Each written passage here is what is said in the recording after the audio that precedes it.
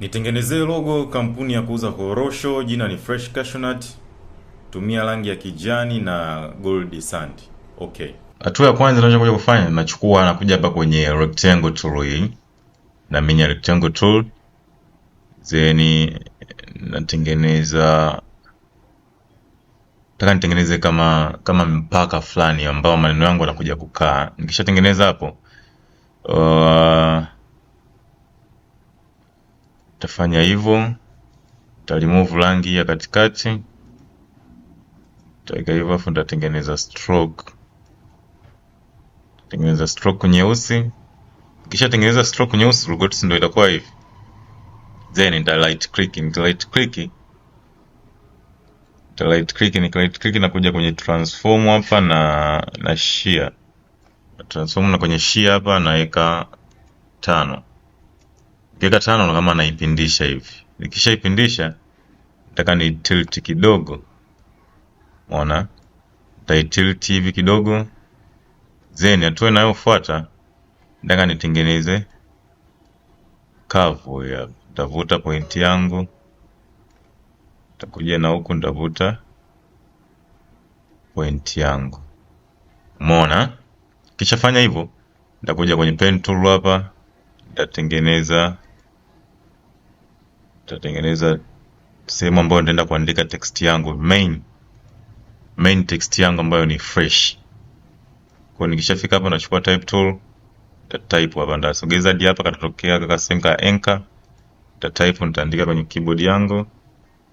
Kisha ika Gotham, utaona sasa yenyewe imelalia hivi, lakini shape yetu hii imelala kidogo, vimebendi upande wa kulia. Kwa mimi nitakachofanya, nataka niibadilishe upande wa kulia. Nita right click hapa, then nitakuja kwenye transform, na kuja kwenye shear.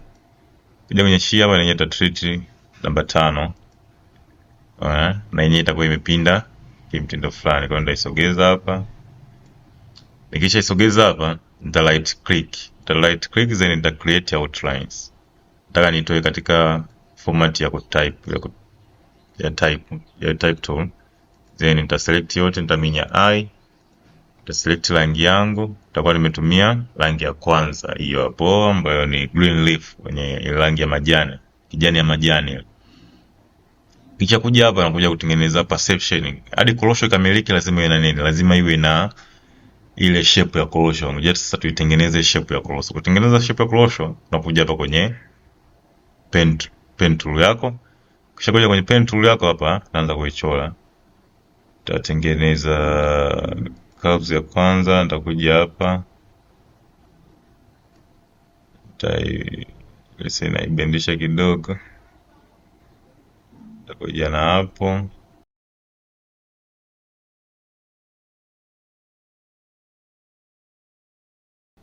Alafu nikishatengeneza hivyo, nataka ni shape kidogo ikae vizuri. Kwenye hii engo imenyoka sana, nitapindisha kimtindo fulani. Kisha hapo unaona nimetengeneza shape ya nani? Ya korosho. Unaona? Nakuja hapo, nitatengeneza reflection kulingana na shape ilivyokaa, ndaminya hop. Ndakuja na hapa, ndaminya left click kwenye button yangu. Drag kidogo, ndakuja hapa.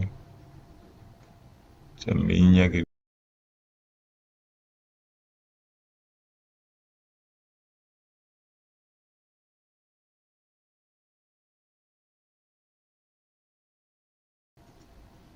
Lengo ni kumtengenezea mteja perception kwamba hichi kitu fulani japokuwa ni korosho lakini hivi katika staili hii. Unaona? Set vizuri. Napo tumetengeneza reflection yetu hiyo. Tutatengeneza reflection kwa chini kidogo hapo.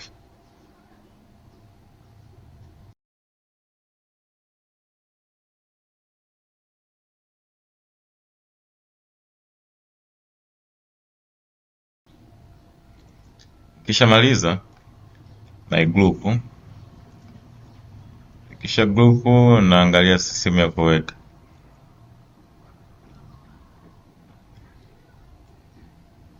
Sehemu ya kuweka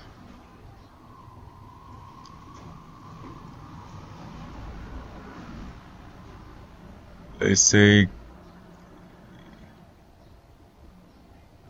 kwa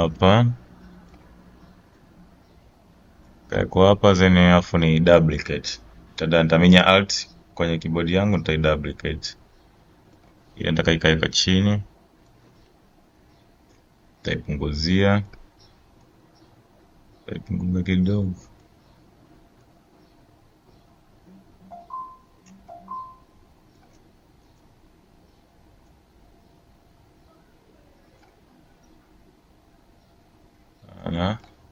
Select zote kwa pamoja. Tatengeneza hizo korosho mbili ambazo zinakuwa katika mfumo wako hapo. Kisha maliza reflection ni ifute.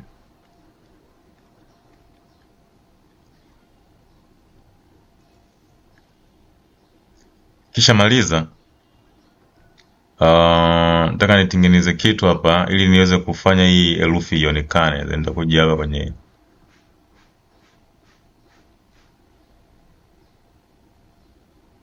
nani yangu, nitaihide. Alafu nataka nitengeneze natengeneza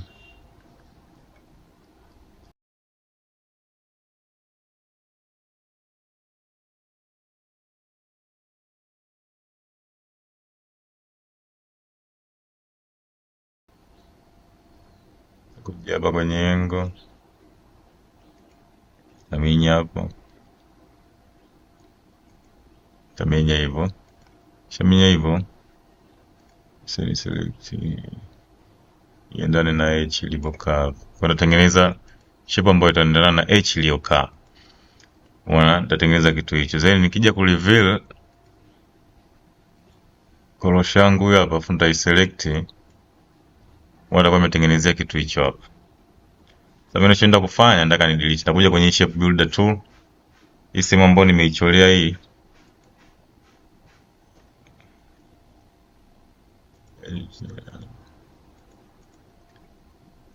ta select shape yangu,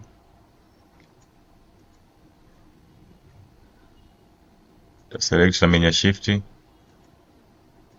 ta select korosho yangu na hii reflection. Nitakuja hapa kwenye shape builder tool, taminya alt, ta delete, taminya alt, ta delete.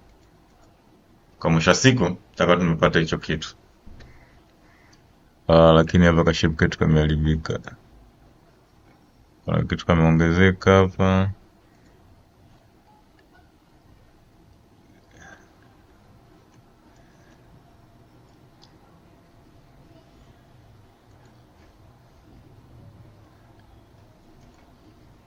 Na tutakuwa tumetengeneza korosho mbili ambazo ziko upande wa kulia for fresh. Tumalizie ile cashew nut. Lakini sasa kwenye logo kunakuwa kuna reflection. Umeona kama hii rangi yake at least ina light, lakini ambayo iko nyuma tusiweke na yenyewe iwe rangi moja, at least tulete kwenye dark kidogo. Na ipo dark kidogo. Itakuwa hivyo. Then tunaenda kuandika cashew nut. Hii cashew nut tunataka tuandikie na yenyewe ikae kwenye mfumo huu. Utakuja hapa, utaminya na hapa. Kisha minya hapa, nitakuja kwenye type tool yangu. Nitakuja hapa, nitasogeza, nitaandika cashew nuts. Then nitapunguza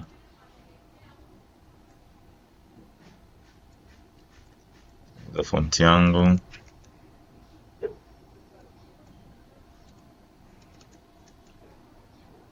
Nitapata kitu hicho hapo, lakini yenyewe lazima niibendishe kidogo. Nitakuja kwenye transform shear, nitaweka 5.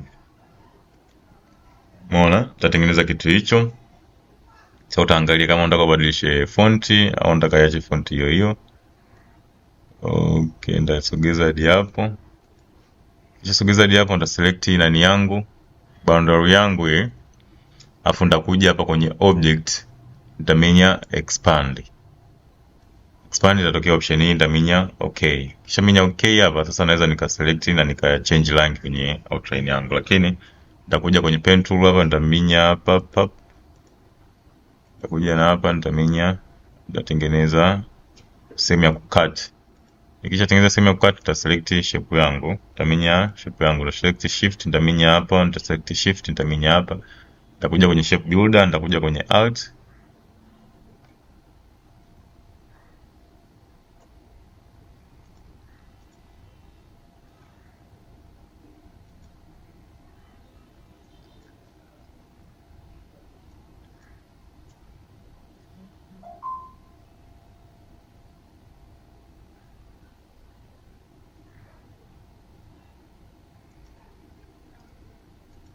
Nitakuja kwenye shape builder hapo, nitaminya alt.